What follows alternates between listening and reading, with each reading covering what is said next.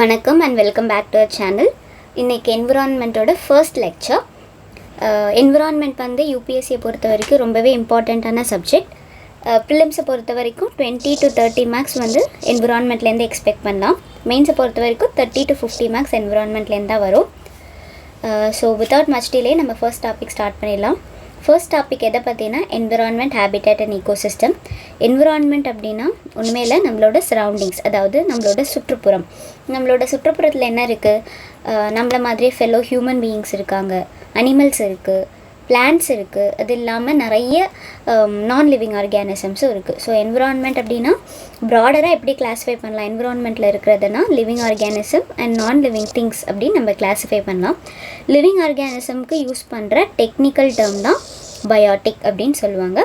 நான் லிவிங் ஆர்கானிசம்க்கு யூஸ் பண்ணுற டெக்னிக்கல் டேர்ம் ஏபயோட்டிக். அதுக்கான எக்ஸாம்பிள்ஸ் நம்ம முன்னாடியே சொன்ன மாதிரி பயோட்டிக் ஆர்கானிசம்க்கு அனிமல், பேர்ட்ஸ், ஹியூமன்ஸ். ஏபயோட்டிக் வந்து லைட், டெம்பரேச்சர், இன்ஆர்கானிக் காம்பனன்ட்ஸ், இது எல்லாமே வந்து ஏபயோட்டிக்கான எக்ஸாம்பிள். ஸோ இப்போ என்விரான்மெண்ட்டில் என்னென்ன வருது? ஏபயோட்டிக் காம்பனன்ட்ஸ் வருது, பயோட்டிக் காம்பனன்ட்ஸ் வருது, இது இல்லாமல் இன்டராக்ஷன்ஸில் நம்ம ரெண்டு விதமான இன்டராக்ஷன் பார்ப்போம். ஒன்று ஏபயோட்டிக் திங்ஸுக்கும் பயோட்டிக் ஆர்கானிசம்க்கு நடுவில் நடக்கிற இன்டராக்ஷன். இன்னொன்று பயோட்டிக் ஆர்கானிசம்குள்ளே, ரெண்டு பயோட்டிக் ஆர்கானிசமோ இல்லை நிறைய பயோட்டிக் ஆர்கானிசம்குள்ளார நடக்கிற இன்டராக்ஷன் அண்ட் ஏபயோட்டிக் திங்ஸ்குள்ளார நடக்கிற இன்டராக்ஷன். இதுதான் வந்துட்டு basically environment. So environment is a natural component in which biotic and abiotic factors interact among themselves and with each other. So இதுதான் டெஃபினிஷன், நீங்கள் அதை ரெஃபர் பண்ணிக்கோங்க. And ecosystem. ecosystem ஃபர்ஸ்ட் நம்ம டெஃபினிஷன்லேருந்து ஆரம்பிக்கலாம். ecosystem is a functional unit of nature where living organisms interact among themselves and also with the surrounding physical environment. இப்போ வந்து இதே தானே நீங்கள் என்விரான்மெண்ட்டுக்கும் சொன்னீங்க, என்ன இப்படி கன்ஃபியூஸ் பண்ணுறீங்க அப்படின்னு நீங்கள் கேட்குறது வந்து எனக்கு விர்ச்சுவலாகவே கேட்குது. ஸோ நம்ம ஆனால் க்ளோஸாக பார்த்தோன்னா என்விரான்மெண்ட்டுக்கும் ஈகோசிஸ்டமுக்கும் நிறைய டிஃப்ரென்ஸ் இருக்கும். பார்ப்போம் என்ன டிஃப்ரென்ஸுன்னு. ஸோ என்விரான்மெண்ட் அப்படின்றது ஈகோசிஸ்டமை கம்பேர் பண்ணும்போது ஒரு ப்ராடர் கான்செப்ட்.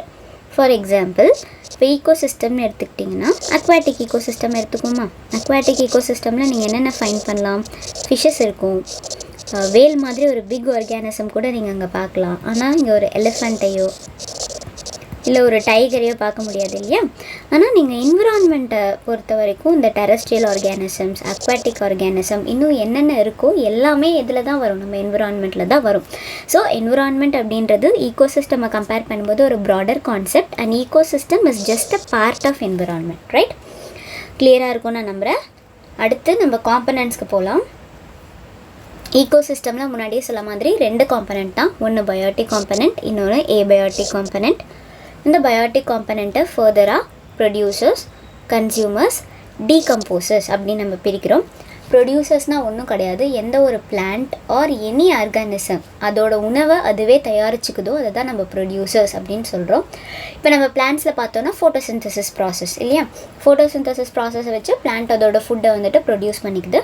ஸோ அதனால் அதுக்கு பேர் ப்ரொடியூசர்ஸ் அப்படின்னு நம்ம சொல்கிறோம். அதர் எக்ஸாம்பிள்ஸ் பார்த்தோன்னா bacteria like blue green algae, அதுவும் அதோட ஃபுட்டை தானே ப்ரொடியூஸ் பண்ணிக்கும். அடுத்து அக்வாட்டிக் ஈகோசிஸ்டமில் பிளாங்க்டன்ஸ், அதுவும் ப்ரொடியூசருக்கான ஒரு எக்ஸாம்பிள். கம்மிங் ஆன் டு கன்சியூமர்ஸை ஃபர்தராக மூணாக டிவைட் பண்ணுறோம். ஒன்று ப்ரைமரி கன்சியூமர், அடுத்து செகண்டரி கன்சியூமர், மூணாவது டெர்ஷரி கன்சியூமர். ப்ரைமரி கன்சியூமர்னால் என்னென்னா இது டைரெக்டாக ப்ரொடியூசர்ஸில் ஃபீட் பண்ணும். ஃபார் எக்ஸாம்பிள், இப்போ ஒரு கவ் இல்லை ஒரு கோட் எடுத்துக்கிட்டிங்கன்னா அதோட ஃபுட் எது? ஒரு பிளான்ட்டோட லீஃபோ இல்லை ஒரு ட்விக்கையோ தான் அதை சாப்பிடுது. ஸோ ப்ரைமரி கன்சியூமர்ஸ்னால் என்னென்னா it feeds directly on the producers. அடுத்து செகண்டரி கன்சியூமர்ஸ்னால் இட் ஃபீட்ஸ் ஆன் ப்ரைமரி கன்சியூமரை சாப்பிட்ற ஒரு ஆர்கானிசத்தை தான் நம்ம செகண்டரி கன்சியூமர்னு சொல்கிறோம். இதுக்கு எக்ஸாம்பிள் வந்துட்டு டாக், உல்ஃப் இதெல்லாமே எடுத்துக்கலாம். அடுத்து டெர்ஷரி கன்சியூமர்ஸ் அப்படின்னா லயன், டைகர் மாதிரி பிக் அனிமல். இது வந்துட்டு செகண்டரி கன்சியூமரையும் சாப்பிடும், ப்ரைமரி கன்சியூமரையும் சாப்பிடும். ஸோ இதுதான் டெர்ஷரி கன்சியூமர்.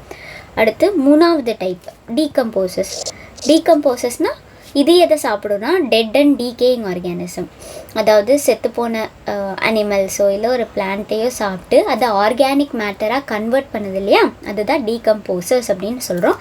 இதுக்கான எக்ஸாம்பிள் வந்து பாக்டீரியா, ஃபங்கை, எர்த்வார்ம், மில்லிபீட், இது எல்லாமே வந்து டீகம்போசர்ஸ்க்கான ஒரு எக்ஸாம்பிள் தான்.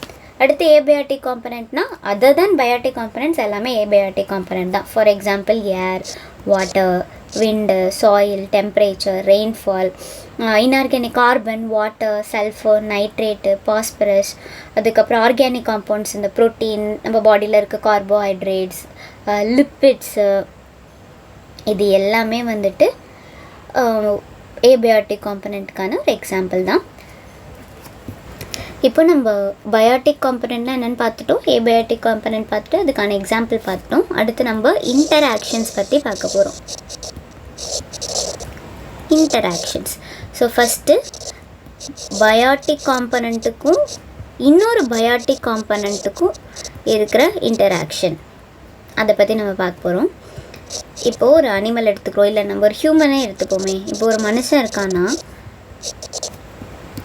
அவனுக்கு ஒரு ஃப்ரெண்ட் இருப்பான், ஒரு எனிமி இருப்பான் இல்லையா. இந்த மாதிரி இன்னொரு ஹியூமனோட அவங்க ஏதோ ஒரு வகையில் அவங்க ரிலேட் ஆகிருப்பாங்க. அதே மாதிரி எல்லா பயாட்டிக் ஆர்கானிசமே லைக் அனிமல்ஸ் வந்துட்டு அதுக்கு ஒரு ப்ரிடேட்டர், அதுக்கு ஒரு எனிமி இருக்கும், அதுக்கு ஒரு ஃப்ரெண்ட் இருக்கும். ஸோ இதை பேஸ் பண்ணி நிறைய டைப் ஆஃப் ரிலேஷன் இருக்குது. லைக் அமென்சாலிசம் இதெல்லாம் பற்றி நம்ம அப்கமிங் டாபிக்ஸில் படிப்போம்.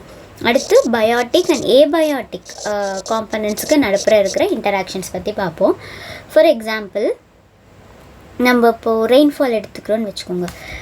ரெயின்ஃபால்னால் எல்லா பயோகெமிக்கல் ரியாக்ஷனுக்குமே வாட்டர் தான் வந்துட்டு ஒரு பேஸ் கொடுக்குது இல்லையா. வாட்டரில் தான் எல்லா பயோகெமிக்கல் ரியாக்ஷனுமே வந்துட்டு நடக்குது.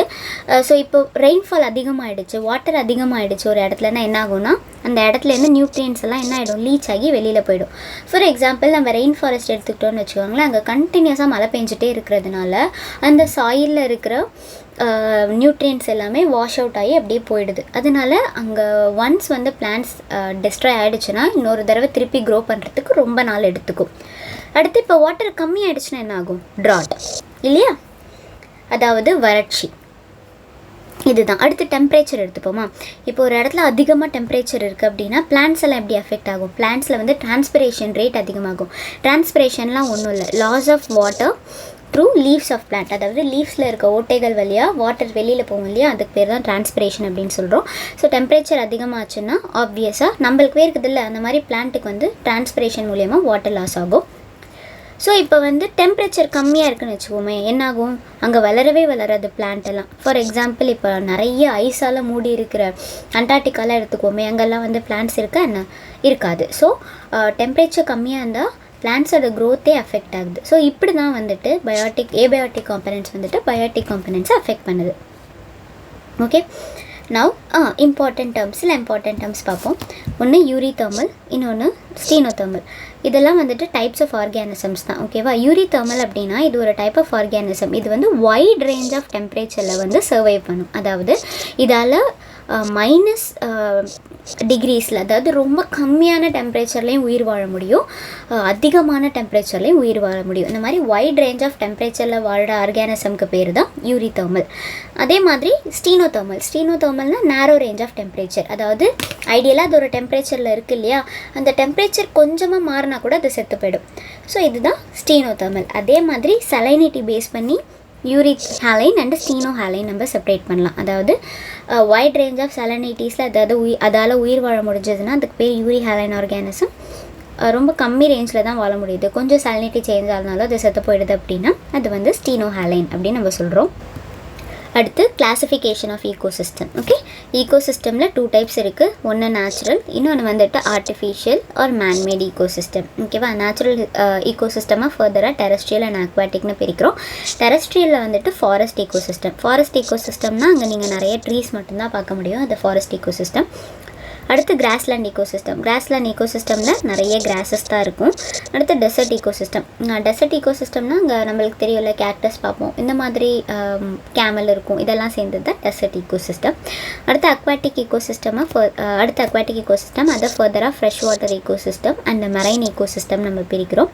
ஃப்ரெஷ் வாட்டர் ஈகோசிஸ்டம் பொறுத்த வரைக்கும் லோடிக், லென்டிக் அண்ட் வெட்லேண்ட்ஸ் அப்படின்னு பிரிக்கிறோம். ஓகே, லோடிக் பொறுத்த வரைக்கும் லோடிக்னா ஒன்றும் கிடையாது, இது வந்து ரன்னிங் வாட்டர் ஈகோசிஸ்டம்.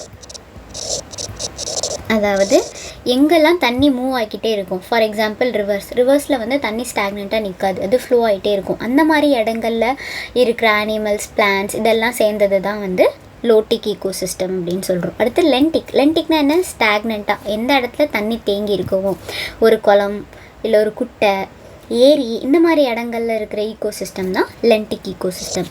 அடுத்து வெட்லேண்ட்ஸ் அப்படின்னா வந்துட்டு எப்பயுமே வந்துட்டு சதன்னு இருக்கும் இல்லையா. இப்போ வந்து நம்ம மேங்க்ரோவ் ஃபாரஸ்ட்லாம் எடுத்துக்கிட்டோன்னா எப்பயுமே ஒரு மாதிரி சதன்னு இருக்கும் இல்லையா. அந்த மாதிரி இருக்கிற ஈகோசிஸ்டம் பேர் தான் வெட்லேண்ட் ஈகோசிஸ்டம்.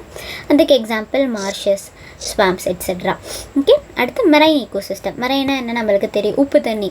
அப்போ ஓஷன், எஸ்டுரிஸ்னால் ஒன்றும் இல்லை, இந்த ரிவர்ஸ் வந்துட்டு சீல கலக்குது இல்லையா, அந்த இடத்துல ஃபார்ம்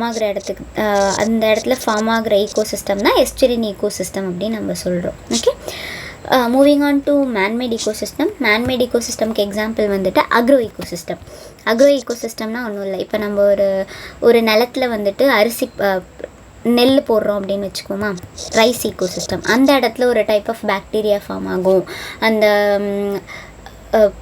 நெல் சாப்பிட்றதுக்காக நிறைய பேர்ட்ஸ் வரும், இதெல்லாம் சேர்ந்த ஈகோசிஸ்டம்னா அப்போ அங்கே ஒரு தனியாக ஒரு ஈகோசிஸ்டம் ஃபார்ம் ஆகுது இல்லையா, அது வந்துட்டு ஒரு எக்ஸாம்பிள் ஆஃப் அக்ரோ ஈகோசிஸ்டம். அது இல்லாமல் அக்வாரியா, நம்ம வந்துட்டு மீனை வந்துட்டு ஆர்டிஃபிஷியல் அது இருக்கிற என்விரான்மெண்ட் இல்லாமல் தனியாக எடுத்துகிட்டு போய் ஒரு கிளாஸ்குள்ளரை வச்சு வளர்க்குறோம், அது ஒரு தனி டைப் ஆஃப் ஈகோசிஸ்டம். இல்லை ஒரு டேம்ஸ், கார்டன், இந்த மாதிரி மனுஷங்களால் க்ரியேட் பண்ணப்படுற ஈகோசிஸ்டம்க்கு எல்லாமே artificial or human modified ecosystem அப்படின்னு நம்ம சொல்கிறோம். அடுத்து கடைசியாக சின்னதாக ஒரு டெஃபினேஷன் மட்டும் பார்த்துடலாம். ஹேபிட்டேட்னா it is the physical environment in which an organism lives. அதாவது நமக்கு ஒரு அட்ரஸ் இருக்குல்ல, அந்த மாதிரி ஒரு ஆர்கானிசத்தோட அட்ரஸ் அதுதான் ஹேபிட்டேட். ஃபார் எக்ஸாம்பிள் ஃபிஷ் எங்கே இருக்கும்? ரிவரில். அப்போ ஃபிஷ்ஷோட ஹேபிட்டேட் ஒரு அட்ரஸ் எது? அந்த ரிவர். இப்போ அது சீல இருந்துச்சுன்னா அதோட ஹேபிட்டேட் சி. ஓகே, இதுதான். Various species can have a similar habitat இல்லையா. ஒரு ரிவர் எடுத்துக்கிட்டோன்னா அதில் ஃபிஷ் மட்டுமா இருக்கும், ஃப்ராக்ஸ் இருக்கலாம், சின்ன சின்ன பூச்சி இருக்கலாம், அதுக்கு எல்லாத்துக்குமே ஒரு ஹேபிட்டேட் எது தான்? அந்த ரிவர் தான். ஸோ நிறைய ஸ்பீசிஸ்க்கு ஒரு காமன் ஹேபிட்டேட் இருக்கலாம். ஓகே, இந்த மாதிரி நிறைய ஹேபிட்டேட் சேர்ந்தது தான் என்விரான்மெண்ட்.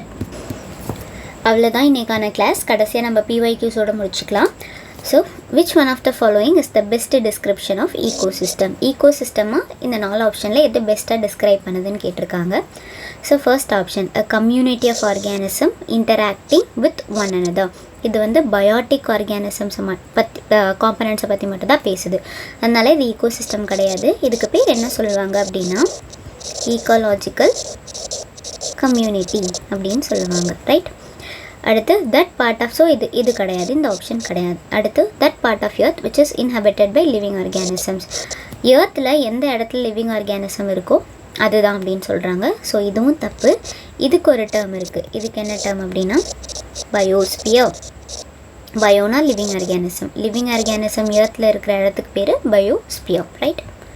அடுத்து ஃபோர்த் ஆப்ஷன் பார்ப்போம். The flora and fauna of a geographical area. ஒரு ஏரியாவில் இருக்கிற பிளான்ட்ஸ் அண்ட் அனிமல்ஸ். ஃப்ளோரானா பிளான்ட்ஸ், ஃபானானா animals. Okay, plants and animals சேர்ந்தது தானே ஒரு ஈகோசிஸ்டம்? இல்லைல்ல, இதுக்கு பேர் என்ன சொல்லுவாங்கன்னா பயோடைவர்சிட்டி அப்படின்னு சொல்லுவாங்க. ஸோ இதுவும் கிடையாது.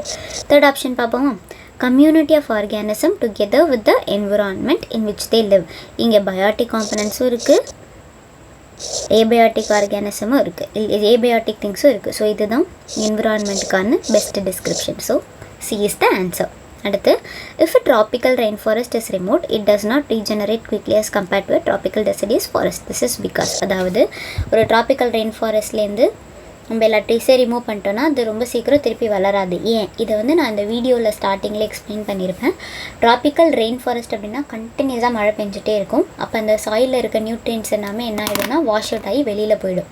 அப்படி வெளியில் போகும்போது நியூட்ரியன்ட்ஸே இல்லை அப்படின்னா பிளான்ட் எப்படி வளரும்? அதனால் பிளான்ட் வளர லேட் ஆகும். அப்போ ஆன்சர் என்னென்னா soil of rain forest is deficit in nutrients. So இதுதான் answer. So that's all for today. Thanks for watching. உங்களுக்கு ஏதாவது இதில் டவுட்ஸ் இருந்தது அப்படின்னா நீங்கள் கமெண்ட் செக்ஷனில் மென்ஷன் பண்ணிவிடுங்க. அதை வந்து நான் நெக்ஸ்ட் வீடியோவோட ஸ்டார்டிங்லேயே கிளியர் பண்ணிடுறேன்.